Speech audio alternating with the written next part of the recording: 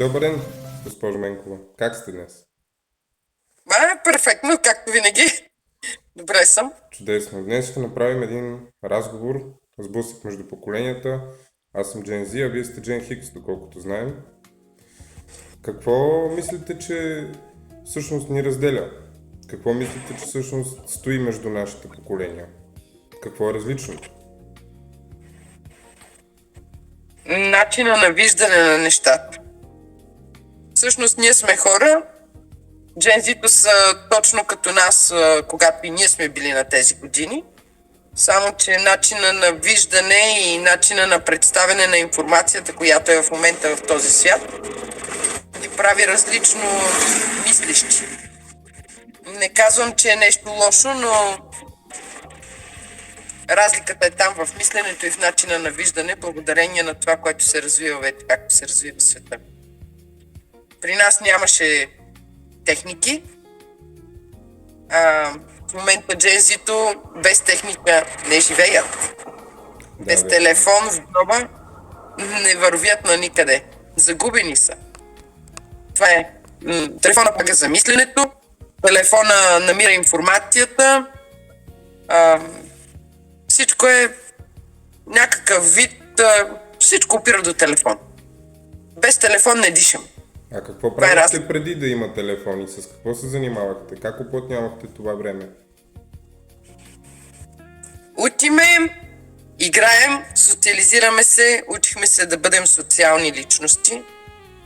Играехме, събирахме се по поляните, измисляли сме буквално от клончета сме си правили пушки, за да ходим да се стреляме. Уж ще се стреляме. Играехме, гонехме се, били сме се. Един от друг сме учили, някой, примерно като по-големи, някой е прочел някоя книга и щастливчия прочел, сега той, понеже знае повече, трябва да се изфука. И той докато разкаже и каже нещо, другите попиват информацията и хубаво си беше. Много по-хубаво беше от сега. Докато сега попиват информация през интернет. Сядат да пият двама джензита кафенце в барчето и джензита, един е с телефон, толкова са близко един до друг, рамо до рамо и в същото време двамата са. Всеки един си гледа собствения телефон. Иначе кафетата са там на масата. Те са рамо до рамо. Буквално 2/3 от цялата история имаме, обаче разговора между тях го няма. Да, напълно запознат съм с тази тенденция. А какво мислите това? Дали раздалечава хората като хуманоиди или по-скоро пренасят цялата тази емоционална и физическа комуникация в виртуална такава? Да, до някъде е виртуално, защото един е в едната стая, пише на другия: здравей, къде си? Те дори не се знаят къде са. Така ти бих казала, може би отдалечава и хората. Тоест, хората като хора, като единица ги има, но в цялата тази история те се губят. Социално няма социално, освен ако евентуално не трябва да завижда на другия до него заради нещо, което в един момент се усетил, че живее в нормален свят и като се обърне един има нещо повече от него и той почва да завижда. Губене на време, му казвам аз по мой си език. Губене на време с тези телефони. Едно време не ни прави по-тъпи това, че не сме имали телефони. Както Джен Зито мисли, примерно за Джен Хикса, че ние сме много тъпи, че ние не разбираме и че ние не знаем. По-скоро вие не знаете, Джен Зито не знаят. Добре, а това по какъв начин повлиява на отношенията? Самият телефон пречи ли, помага ли? Защото днес попаднах на една много интересна тема. Защо Gen Z не желая ли да имат деца? Дали това е тенденция породена по-скоро от тези всички електроники, комуникационни средства, социални мрежи, изкуствен интелект? Според мен да. До някъде може би да греша, може би и не. Не мога да кажа, но за мен, лично мое мнение, точно това нещо ги прави повече егоисти, повече несоциални, повече едва ли не аз съм аз и аз съм си достатъчен. Да, има го определено. Добре, а всъщност мислите ли, че хората ползват изкуствен интелект като личен психолог и нали, смисъл, забелязвам, че много хора питат въпроси, които би трябвало да попитат човек, а те питат изкуствен интелект, но изкуствен интелект няма тази емпатия.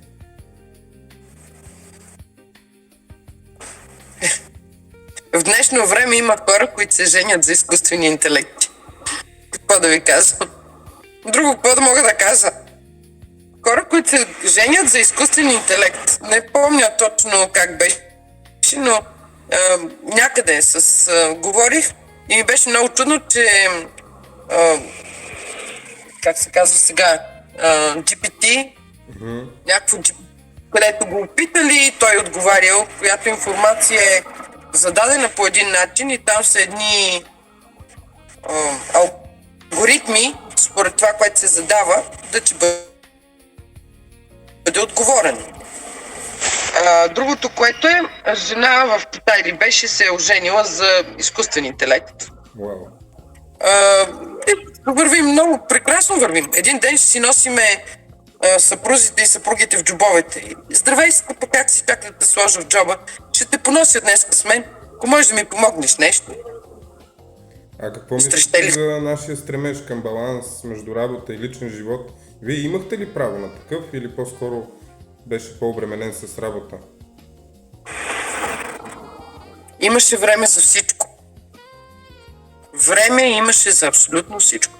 И за простоти, и за умноти, и за учене, и за работа. Нали, когато съм била ученичка, примерно, имаше време да уча, имахме време за игри, имахме време за много неща и за простоти.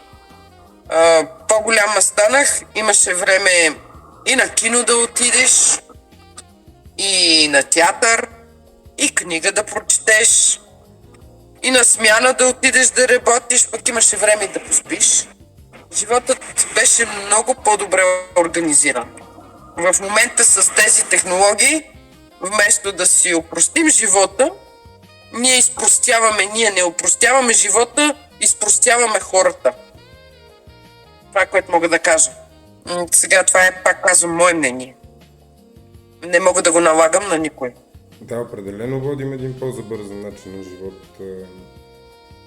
Реално аз смятам, че може би е било полезно да останем без тези технологии, защото тогава човек е много по-прагматичен и много по-изобретателен и може би по-лесно се нагаждало времето за всяко едно нещо, докато сега убиваме време, докато скролваме, докато четем разни новини, докато ни обременяват с прекалено много информация. Информация, която на времето, всъщност, доколкото знам, вие сте търсили в библиотеката, а не в телефона. Да, така беше. Заходихме в библиотека, сядахме, четехме, вземахме книги, които примерно за 2 седмици имам право да я взема. Тя стои вкъщи или примерно за 1 месец. Тази книга се връща, пази се, връща се, за да може и другия да я ползва. И по повод на това, че тези технологии, които споменахте, ни пречат, то всъщност и в моето време имаше някакъв вид технологии.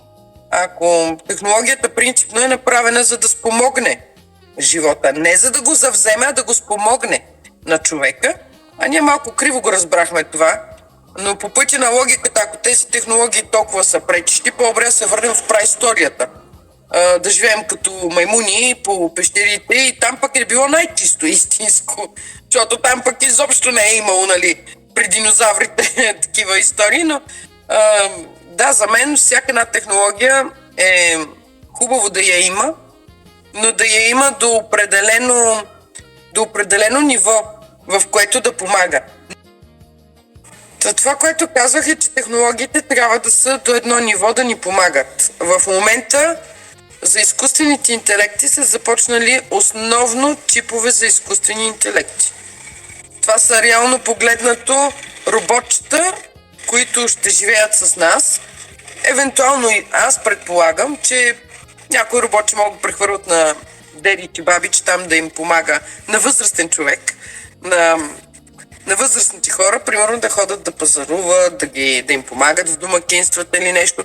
Нямам си точно на идея, но това ще са много, много изкуствени интелекти между нас. Които интелекти, те ще идват и каквото и да става, ще бъдем точно контролирани и то от първа инстанция.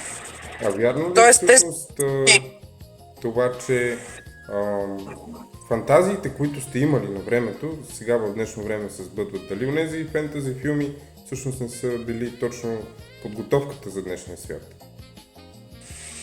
Ами, според мен, мама, нали, една жена казваше, че всяко нещо по един или друг начин сме били подготвени за това нещо. В годините, много преди мен, дори, е имало филм с говоряща кола. После Батман, който е великия Батман филма за него, колата му също с някакви супер хипер технологии, в години, които тези технологии не съществуваха.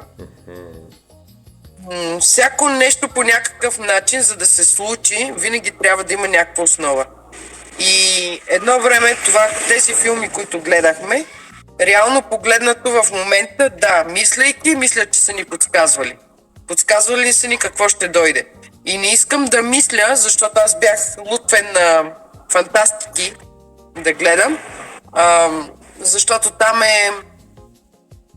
там е желание, там е нещо, което не съществува, но пък е нещо хубаво, нали? Нещо, което не е станало, нещо, което е едва ли не недостижимо. И не желая да се сещам за един филм, в който хората бяха под земята, излизаха на земята, за да се бият с машини. За да си отвоюват мястото, където им е било. Вау. Наистина доста мрачно предсказание, но предвид войните и всичко, което се случва, смятам, че е напълно възможно. Според мен пак така, да. И аз така мисля, но пак казвам, това са си лично мои мнения, лично мои наблюдения и мои заключения. Сега за един може да е прекалено нереално, за други съм сигурна, че мислят по същия начин, който съм и аз. Със сигурност има минимум един човек, който мисли още вие като мен. какво помните от това време? Мислите ли, че живота се е подобрил или по-скоро е тръгнал в обратната посока? Като гледам как върви живота, той върви на загуба, т.е. живота заминава на загуба.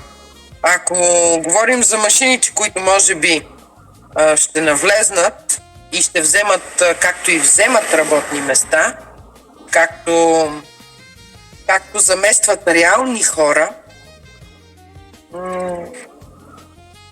живота не отива. Според мен живота не отива на хубаво, просто си отива на завършек. Дали е по-хубаво или по-лошо? Нашето поколение ще промени света по начин, по който вие не успяхте.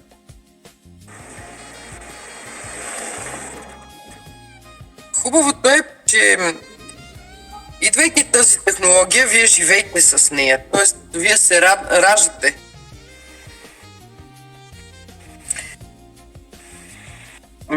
Смятам, че много може да се промени, живейки в този свят с тези машини.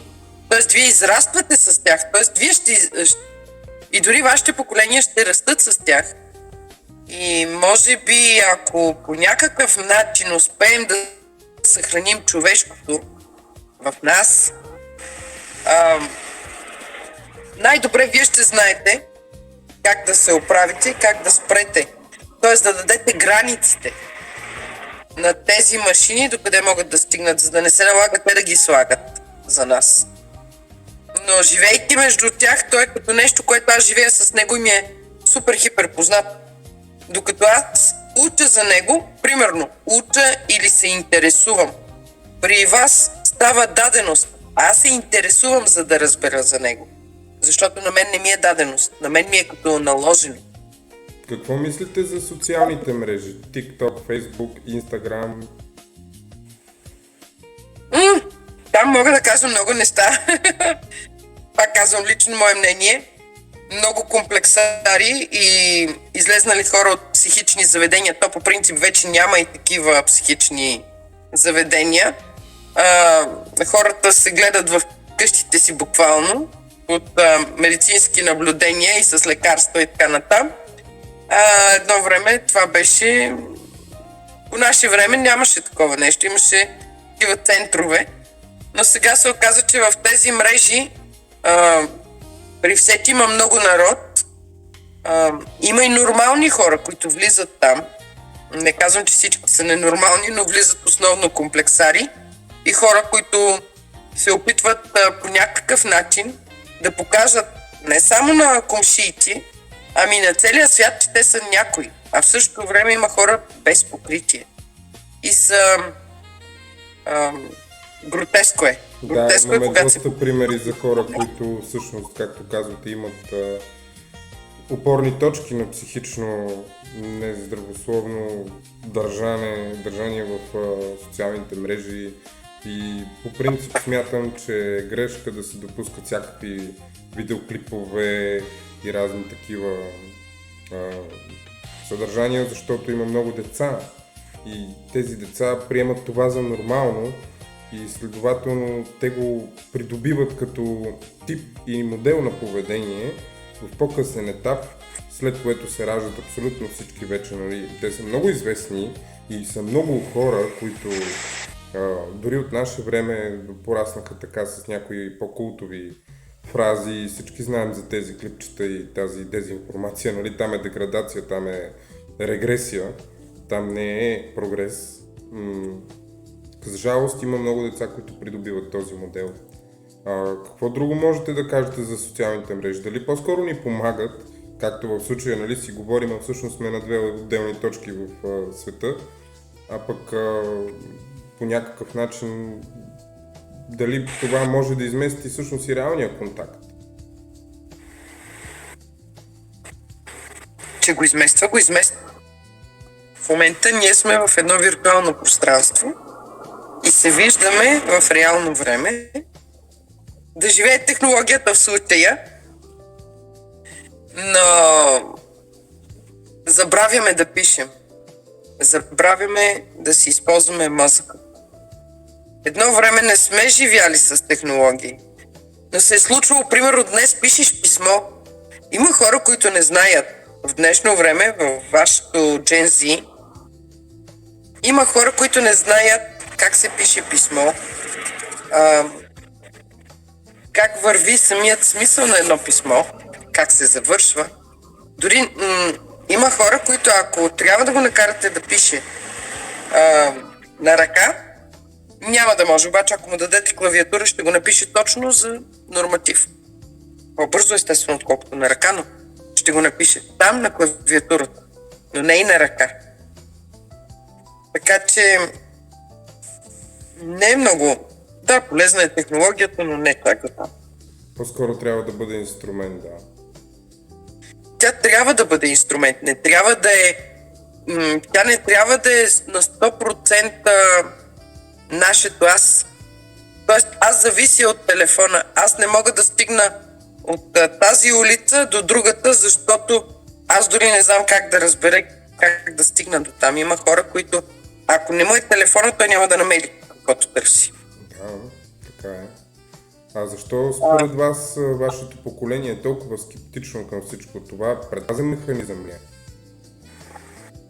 Може би защото е един живот, който е познат и непознат. Познат за това, защото ние живеем. И ние с вас имаме, ето и аз съм през телефон, и имаме телефони и така натам и ползваме. Кой повече се оправя с тях, кой по-малко, то това си зависи вече от човека. Докато при вас е изцяло, нали? Вие си го... То си е... Това ви е орган, един орган. Какъв съвет можете да дадете на по-младото поколение?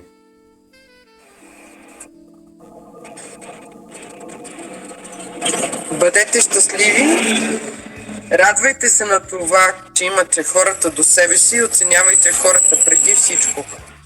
Преди телефоните, преди техниката, преди дрехите, преди абсолютно всичко, оценявайте хората до вас.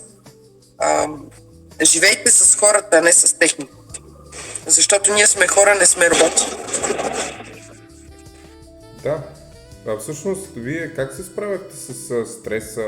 Ето, примерно, в момента виждаме, когато човек е стресиран, или си пуска някоя игричка на телефона, или търси някакво съдържание, което да измести точката на ума му, нали, в друга посока да мисли. Вие как се справяхте с това?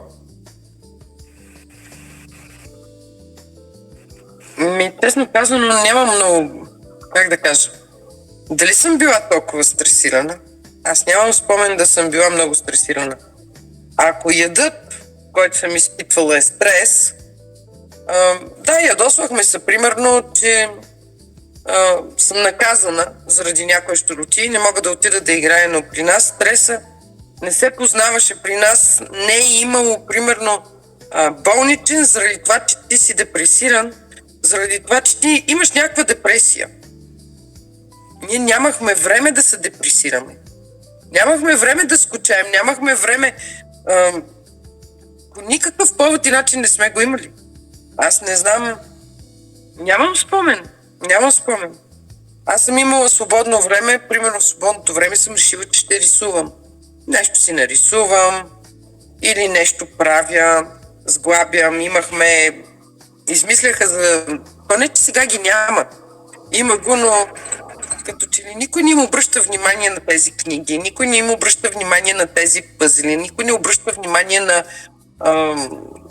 Не казвам на 100%, защото съм убедена, че във вашето поколение има хора, които се вълнуват от книга, от нещо да направи, нещо да подобри, да не живее летаргично. Днеска се събуждам и буквално нямат разнообразие. Той се събужда, пие кафе, пуши цигара, примерно, излиза там да се види, ако излезне да се види с някой, или ако е задължен да отиде на училище. Дори в училището с телефона има ги много случаи, където учениците са в час и правят записи по мрежите качвани.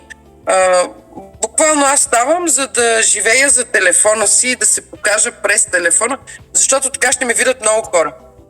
Точно в момента, докато говоря, се сещам за някъде бях чела, не зная кой го е казал, но го бях чела.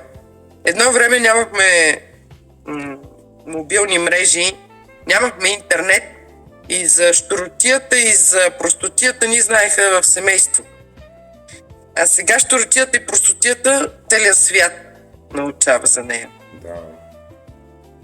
Всъщност, какво мислите и за още по-малото поколение, генерация Алфа, които са от 2010-та натам?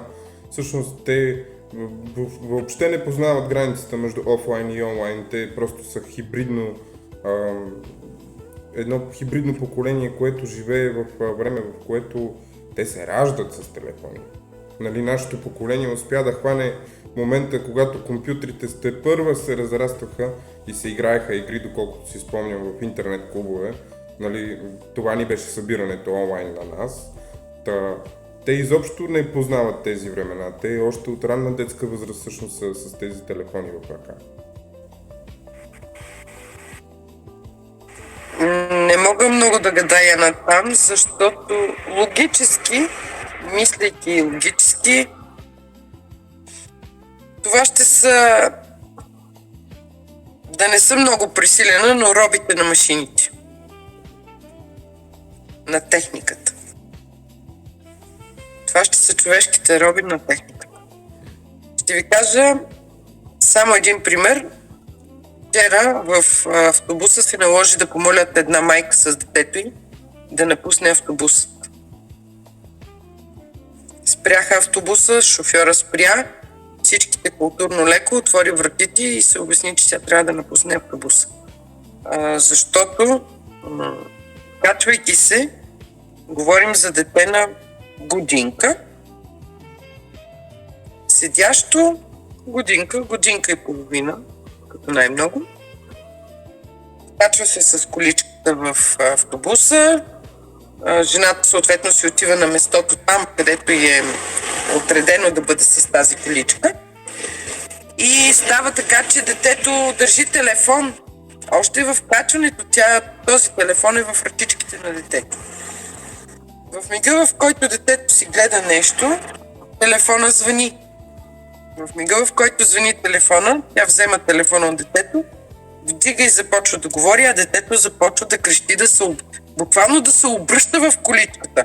Само да се върти, да се мъчи, и я гледа как говори по телефона и посяга за телефона. И пищи, ужас беше. Просто, не знам, все съм виждала деца и аз имам деца и пак са ревали, какво ли още не, но такова пискливо, толкова... Истерично, това е истерия. Да, точно като нервна криза имаше това дете. Вау, на толкова ранна възраст. И майката се извини, съответно докато говореше, се извини и даде телефона. Детето се обърна, седна с телефона, нямаше дете. Да, обаче я помолиха да слезне, защото времето, в което мина тя да си говори, пък детето пищи, не й прави впечатление дори.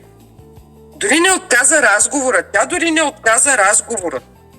За да си обърне внимание на детето, си продължава, то си пищи, тя си говори, явно си му е свикнала. То да пищи, което е много грозно, защото това дете си хаби по този начин, хаби и нервна система, разбива нервна система. То не е спокойно, то не е щастливо. То е ядосано, то е бунтуващо се, хаби нерви от бебе за един възраст. Това е катастрофално. Представям си като порасне, когато не може да получи нещо веднага, което примерно много иска, как ще реагира. Може би точно такава ще е реакцията. Нали, виждаме вече даже и такива деца, които вече по-напреднала възраст, нали, които започват да се бунтуват срещу родителите си, докато не получат това, което искат, и родителите от немай къде всъщност им дават това нещо, за да могат те да мъкнат. Защото знаят, че по този начин те ще получат това. Да, но това си е защото са умни и знаят как да си го получат. Тоест, знаят, че ще бъде досадно, знаят, че примерно човека, никой не обича да е другия досаден до него. Това е форма на манипулация. Точно. Умни се и манипулират. Но ще ви кажа и още нещо. Едно време имахме едни такива безжични устройства. Я някой чехал училка. Имахме едни такива околински управители, както казваха нашите родители. Имахме едни такива, казват, че насилие. Да, сега могат да... Слушайки ме, могат да ме осъдят много хора. Много хора могат да се заядат за това, но аз си казвам, в мига, в който прекали детето и с думи не ставаше, тук фръкне някой такова безжично устройство и детето, откакто му се понаместват малко чакрите, не са прибивани децата. Не казвам, че са прибивани, но то е достатъчно, когато е да стресне, нали, на момента детето, за да се осъзнае. Пожарът, примерно нефтен отвор, в който е започнал да гори с удар с бомба, прекратява да гори.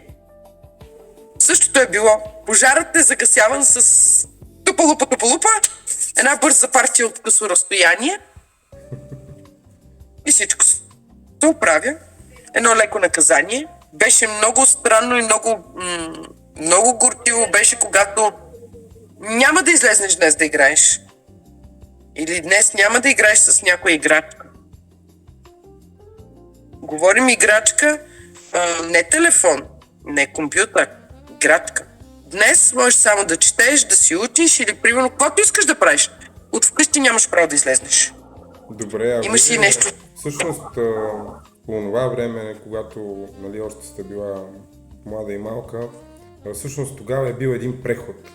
Прехода как повлия на вас? Чисто от комунизъм към демокрация? Тогава хората станаха ли по-отворени, нали, реално това е гласяла демокрацията, че всъщност ще има повече свобода. Ами, случи се така, че всичко, което беше пропагандно, което дадаха и че това ще бъде и онова ще бъде, нищо не стана от него. Свободата, която дадаха, всъщност е свободия, която има хора, които и до ден днешен не хващат свободията и мислят реално. Но има хора, които самия факт, че той стига до доказателство, едни банани и шоколадови яйца и течен шоколад, че ние не сме ги имали, сега ги има. И това всъщност нищо не е подобрило. Свободията, която хванахме, доведе до различни хора. Тоест едно време не, че не е имало различни. И едно време със сигурност е имало то. Със сигурност го е имало, но не е било така, както е в момента. Защото това е една мода. За мен това стана една мода. Не защото аз съм то, а защото наблюдавам и виждам какво се случва. И от тази мода, от това различно, да си различен, всеки иска да е различен и буквално и нормални хора изтрещяха. За мен свободията, която дойде, едно време сме били много по-добре и много по-свободни.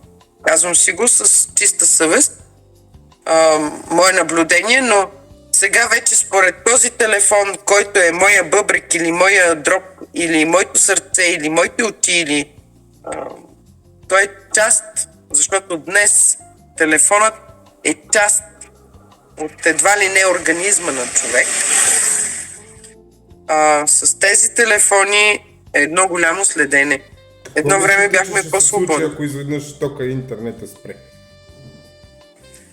Ние го имахме това нещо тук и трябва да ви кажа, че тук където съм, тук преди 6 месеца може би да беше, миналата година, в 12:30 някъде, около 12:30 спря ток. Обаче спря на ниво национално. Ток нямаше. За какъв времеви период? Около 6 часа. Към 6:30 след обяд вече генератори, вече се беше взело абсолютно всичко под контрол. Обаче за тези 6 часа аз случайно при мен беше карам, излизам от вкъщи, оставам си пералната и правя сметка, ще отида за 1 час, за 1 час ще отида и ще се върна. Пералната ми е, примерно, програмата е 1:30 часа. Правя сметка, тя докато работи, аз ще отида, ще свърша работа и ще се прибера. Случи се, че около 12:20 беше това нещо. Включвам пералната и оставам. И знам, че пералната работи. Паля колата, слизам, паля кола. Тръгвам с нея, защото съответно трябваше да отида тук до едно село до града. Извън града едно селце, наблизко на 15 км. Трябваше да отида до там. Паля колата, първия светофар работи, минавам малко по-надолу. Светофар вече не работи.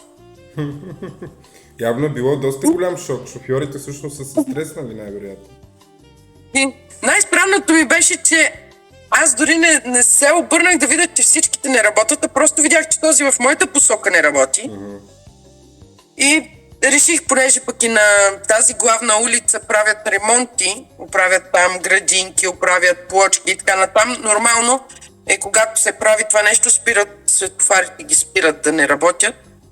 И точно този светофар беше до едно такова място, където имаше ремонтни изкопни.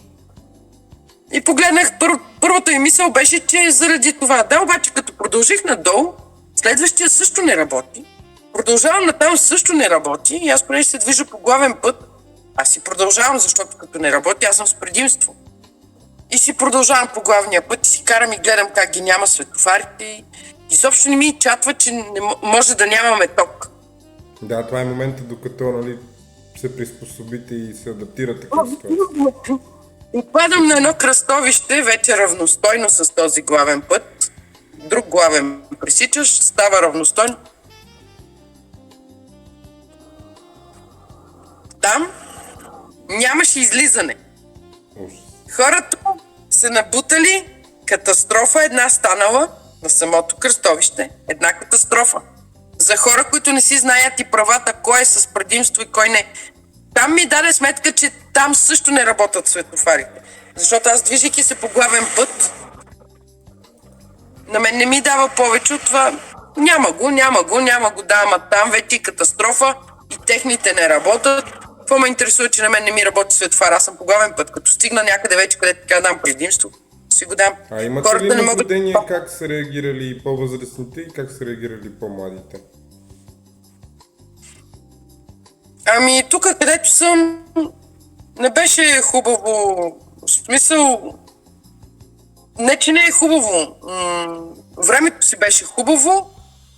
Възрастните хора бяха по пейките, както винаги, защото тук в тази държава хората, които са по-възрастни, ако не са вкъщи, са в някой клуб, възрастен за възрастни хора, или са в парковете, седнали сред природата. Те дори изобщо може да не са разбрали. Не, аз разбрах, че няма ток 3 часа по-късно, всъщност. Wow. Видях, че няма ток, светофарите не работят, обаче забелязах, а знаете ли колко коли бяха спряни там, където са отбил и спрял, защото не може да кара без светофар, не знае къде отива и кога може да мине. Wow. И това го имаше. Хората спрели колите буквално на тротуарите. А какво би се случило, ако всъщност това нещо продължи седмица или месеци? Както виждаме в днешно време има много войни, всичко е възможно и в момента, в който електроцентралите бъдат атакувани, нали, точно това ни очаква, да се спре всяка вид технология и тогава мисля, че много по-късно ще разбираме новините и ще бъде доста по-трудно да се осъзнае. Не знам, аз лично смятам, за мен не ми беше направо впечатление, нито че телефонът ми е останал без покритие, че не ми звънат, че не ме търсят. Дори впечатление ми е направил. Просто аз не съм с телефона, аз дори вкъщи, като се прибера, телефона се гаси или го оставам на беззвук и го захвъркам на някъде. Изобщо аз не съм... Аз съм си точно динозавър. Не ми... Телефона ми е да звънна, да видя, да казва къде. Да. Защото аз съм виждал човек, на който му пада батерията и той вече изпада в... Търси начин да си зареди телефона. Не знам, може би тези 6 часа ми бяха един подарък за старото време да се сетя и да се усетя жива. И да се усетя, че съм аз. На мен не ми направи впечатление, дори не бях и нервна. Бях щастлива, че хората сме свободни. Да, реално е така.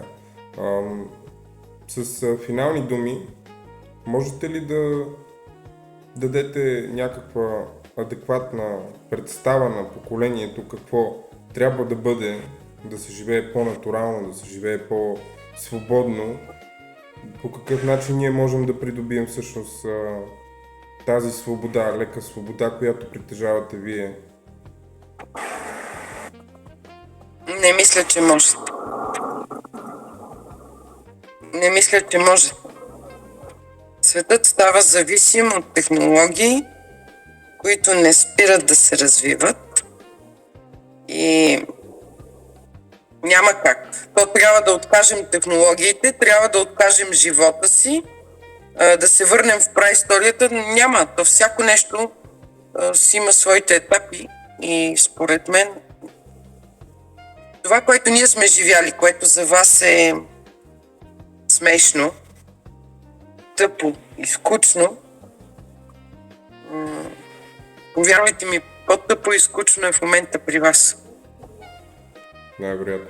Но вие си го... Всеки човек, всяко едно поколение си вижда...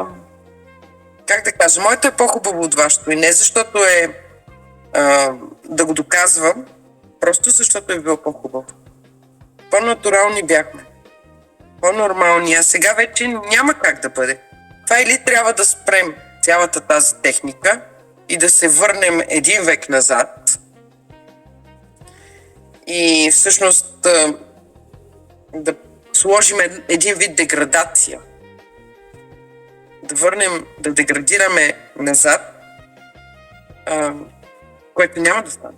Няма да стане. Да, просто няма да стане. зависими сме от лаптопа, от телефона, от колонката, от всичко, което всъщност ни приканва към този виртуален свят. За мен няма как, освен ако самият човек не си слага ограничения или примерно както едно време беше или и сега, 2 часа детето има право на 2 часа на ден да играе с техника. Ще дойде времето за награда детето да бъде 2 часа без техника. Нали, да бъде човек. Не знам, не мога да кажа точно, но за мен няма шанс. Много ви благодаря, че бяхте наш гост. Със сигурност ще се радвам да видите готовия материал. Надявам се да ви е било комфортно. Благодаря ви, че ни отговорихте на някои въпроси. Аз също ви благодаря. И хубав и приятен ден. Мерси, подобно. Довиждане.